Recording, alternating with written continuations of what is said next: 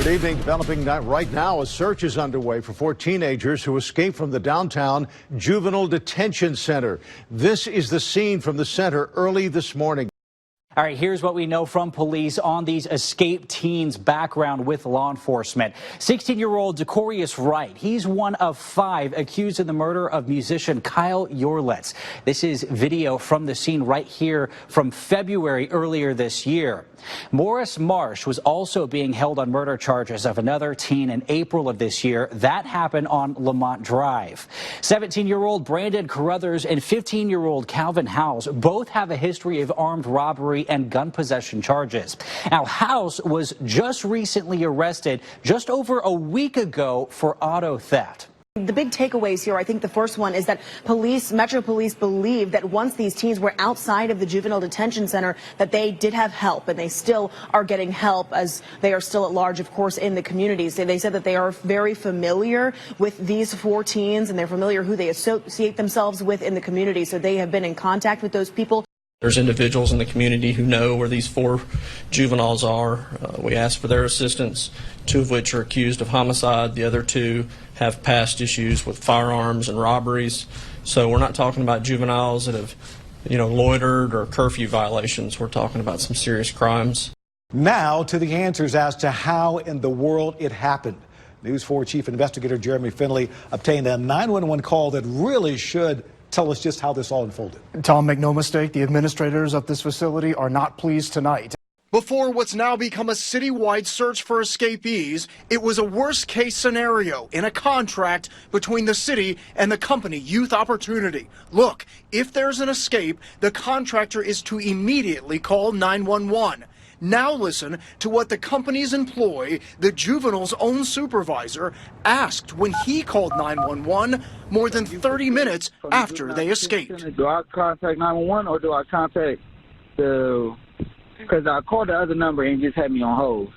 And there's more. Look, the contractor is not to pursue juveniles who escaped the facility, but that supervisor got in his own car and drove around looking for them before calling 911. We do not yet know why that person chose not to call police. We know that he drove around in his car for some period of time, calling non-emergency numbers. It's among a litany of mistakes, beginning with the 4 allowed out on a work detail after hours to clean. When a fight broke out nearby, the 4 juveniles were left unsupervised and entered an elevator that had been left ajar. Those 4 then convinced a staff member to call Master Control to send the elevator to the basement, a basement that is unsecured, which gave them access to a public area. The 4 then escaped, literally, out the front doors of the Juvenile Justice Center. Are there any concerns that this was a coordinated effort, that they were working with staff members to get out? We can't comment on that at this time. We are relying on MMPD to investigate those aspects. Now, we did just receive a statement from Youth Opportunities reading in part that the company is assessing the circumstances of this unfortunate incident and that 4 of its employees have been suspended. Now, we also just obtained the company's own internal investigation. It recommends that 3 of the 4 be fired. New troubling details uncovered by News 4 Investigates. They show this escape is not the only one this year. Chief Investigator Jeremy Finley is here with what he's uncovered. Jeremy. Obviously, Lauren, this video is troubling just how easily the 4 were able to escape on Saturday night. But internal incident reports obtained by News 4 Investigates show this is the 3rd time this year juveniles have outsmarted their supervisors. It only takes 29 seconds for Decorius Wright, that's him in the blue shirt, to lead 3 other juveniles from an elevator in the detention center to out the front doors of the juvenile courthouse. It's important to remember what News 4 Investigates first reported yesterday. While wearing these green shirts on a work detail, the 4 were momentarily unsupervised and tricked staff into letting them go down the elevator. What happened was they were spot cleaning and they used the staff name, and they got on the elevator, and from there, they just played it as the staff name and just, took off from there. But News 4 Investigates has learned that 3 times this year, juveniles were able to steal keys and a badge. Once in July and again in November, juveniles escaped their pods. In the July incident, they rushed out and used the key to gain access to another pod to attack a juvenile. This is the only time juveniles were able to leave the detention center and slip through the courthouse portion of the building to escape. Metro Police descended on a house in East Nashville this afternoon. They got a tip that one of the escapees might be hiding there. Our cameras were rolling as SWAT teams arrived and geared up to search the house. It's the small white one you see. It's not exactly clear what the connection is to the 4 escapees. After checking the attic, SWAT came out empty-handed. We start with breaking news tonight. 2 escaped teens back in custody this evening after a few days on the run. Metro Police tweeted out less than 2 hours ago that Decorrius Wright and Calvin Howes were arrested in Madison. Yeah, this was at the Robin Hood condo complex on Forest Park Road, about 15 minutes from the Juvenile Detention Center in Nashville. We know the 2 teens were caught outside here at the Robin Hood condo complex, and police got some very good information the 2 would be in this area. And when they got to the condo complex, they were in the parking lot here. Now, from there, police say they tried to run away but didn't get very far. This has been an all-hands-on-deck effort with 24-hour coverage in this search from police. Judge Sheila Calloway knows that she is facing quite a bit of scrutiny, along with the company that she approved to provide security there. It's why she says there is enough blame to go around. Is it hard for you to watch that video and see how easily they got out? It's definitely hard for me to see the video and see the things that made it easy for it to happen. Things that include staff leaving the juveniles unsupervised, even mistakenly allowing them to go down an elevator. All trained and hired by the private company Youth Opportunities. I have to ask, are you upset with this company? Are you upset with the way that this happened? When I think about the things that happened that should not have happened or could not have happened, I'm upset with everybody involved. I'm upset with myself. I'm upset with the company. I want to ask a question on behalf of the people of Nashville. Can we feel safe that these kids aren't going to get out in the future if you don't get a new building? You know, I'm confident that this was an eye-opener, number one, for the contractor that we're using. And I think they understand, at least for now, as long as they have the contract, that they have to step up their game. Today we obtained emails that boils down to this: the 4 juveniles that escaped and have caused so much turmoil this week should have never been allowed out of their cell that night.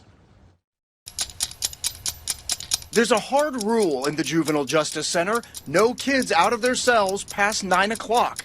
But when you look at the internal reports, when the teenagers were allowed to be on the cleaning crew on Saturday night, 9:40. And there's more. Here are the number of disciplinary reports the 4 incurred just this year. Total 42, with Brandon Carruthers with the most at 18. Which brings us to the question that News 4 Investigates has been asking all this week about the contractor that runs the facility, Youth Opportunity. How displeased are you with this contractor? Well, let me put it this way. They have one responsibility. We pay this contractor a lot of money to keep our kids safe in our facility and to keep the community safe by securing these youth. We are incredibly displeased. But emails obtained by News 4 Investigates show Youth Opportunity is also blaming the Juvenile Justice Center administration, claiming prior to the escape, one door was broken and another propped open and not functioning properly, writing, "We feel strongly that this could have assisted in or stopped the boys from gaining access outside of the courthouse." But Court Administrator Kathy Sinback responded, writing, "It was Youth Opportunity employees who left the door propped open, and that the juveniles broke that door during the escape," adding, "You never brought it to juvenile court's attention until today that you had any concerns about the elevator to basement door." 4 people right now behind bars for helping one of those boys escape. Calvin Howes' sister, his mom, cousin, and a family friend, all facing charges now. Metro Police has 3 now of 4 escaped teens back in custody. Just moments ago, Morris Marsh was arrested. That teenager accused of murder was caught less than an hour ago with a couple of people in his car after a 15-minute police chase on Harding Place. We want to show you a live look at that scene. Again, breaking right now. You're seeing the vehicle loaded up on a tow truck at this point. Now, our photojournalist on the scene was telling us that part of the windows of this vehicle was actually smashed in because police had to smash it in order to get the people out.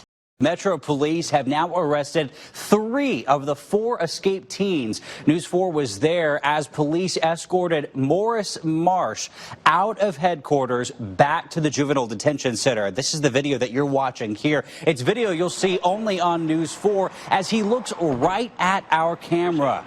The teen is wanted for a murder. Police tell us that they found a car that they believe that Marsh was in and started a pursuit. It started just outside John Early Middle School, went into Rutherford County until they turned around and police were able to catch up with him at a gas station on Harding Place. Since the arrest, we've been telling you of the litany of mistakes made by employees of the private company Youth Opportunity, mistakes that allowed these juveniles to escape. Well, tonight we've uncovered another major mistake, as well as past errors that caused the court administration to consider severing this contract. The latest people to pay the price for the escape, the mother and brother of Morris Marsh, one of the juveniles who ran from the detention center. In court today, accused of helping Marsh to stay hidden from police. The accusation is that you helped to hide him. What do you say about that? No comment. You know the charges are that you were driving away and helping to hide your brother. No comment. Also facing growing scrutiny, Youth Opportunity, and it didn't start with the escape. Months of emails obtained by News 4 Investigates show court administration was so alarmed by understaffing that they considered Youth Opportunity to have breached their contract, writing, "This is unacceptable." At one point, according to the emails, no one was monitoring an entire pod full of offenders. And look at this. To even qualify to leave your cell and work on that cleaning crew, you must have an 85% good behavior. But News 4 Investigates looked at the juveniles' good behavior numbers. Decorious Wright, below 85. Calvin House, below 85. And Morris Marsh, way below 85. Court administration confirmed our findings. None of the 3 should have even been allowed on the cleaning crew to begin with, according to Youth Opportunity's own policies. Here at 4 o'clock, TVI's most wanted captured today. The last teenager wanted from a detention escape 2 weekends ago is back in handcuffs this afternoon. Carruthers was questioned by investigators not too long ago. The apartment complex you see behind me is where they found him at here in Antioch. Now, this is off Arbor Crest Boulevard, which is about 13 miles from the downtown detention center. Carruthers wasn't the only person arrested tonight either. 2 of his friends, a man and woman, were too for helping him out. Now, besides Carruthers, police found an AR-15 and several boxes of ammo in that apartment. Pretty scary. They aren't sure what the plans were for that. And a Crime Stoppers tip is what ultimately led to this arrest today. Police say it was specific, giving his name and the apartment building they found him in today. Due to the level of danger that Mr. Carruthers poses not only the community but the law enforcement community, our police officers, we turned that warrant over to our Special Weapons and Tactics team to serve this afternoon. 2 of the escapees' former supervisors are also in trouble tonight, now facing criminal charges in connection to the escape. And we just obtained this. In August, an employee allowed 4 juveniles to be in a single cell not assigned to them and compromised their security. 4 months later, that same employee, Tiara Fox, would become one of the 4 fired for making mistakes that led to the escape. Knowing that there were already problems with this company, should this contract have been terminated before these kids were even able to escape? That's a very good question, Jeremy, and I think that is something that I've been asking myself every day since this occurred.